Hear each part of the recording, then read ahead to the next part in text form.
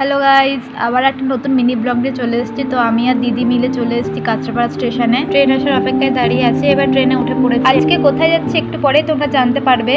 তো প্রায় আমরা পৌঁছেই গেছি। তো বন্ধুরা, এতটা জার্নি করে আমরা বিধাননগর স্টেশনে পৌঁছে গেছি। এবার স্টেশন থেকে বাইরে বেরিয়ে আমরা অটো ধরবো। তো অটো ধরে বেরিয়ে পড়লাম পরেশনাথ মন্দিরের উদ্দেশ্যে। তো বন্ধুরা, অটো থেকে নেমেই আমরা 10-15 মিনিট হেঁটেই পৌঁছে গেলাম পরেশনাথ মন্দিরের সামনে। তো আজ আমাদের দুটো লোকেশনে ঘোরার কথা ছিল। রাস্তায় একটা প্রবলেম হওয়াতে সেই লাস্ট লোকেশনে যেতে পারিনি। তো আমরা মন্দিরের ভেতরে প্রবেশ করে এত সুন্দর একটা ভিউ দেখতে পাই। লোকেশনটায় ফটোশুট করার জন্য একদম বেস্ট জায়গা। তো তোমরা দেখতেই পাচ্ছ এখানে একটা মন্দির রয়েছে খুব সুন্দর। আজকে এতটা পরিমাণে রোদ্দুর তোমাদের ঠিক করে দেখাতেও পাচ্ছি না, যতটা পাচ্ছি দেখানোর চেষ্টা করছি। আর হ্যাঁ, তোমরা তো দেখতেই পেয়েছো আমি শাড়ি পরে ঘুরতে এসেছি। আমার অনেক দিনের ইচ্ছা ছিল যে আমি শাড়ি পরে ফটোশুট করব, ঘুরতে যাব, তাই এত গরমের মধ্যেও বেরিয়ে পড়লাম শাড়ি পরে।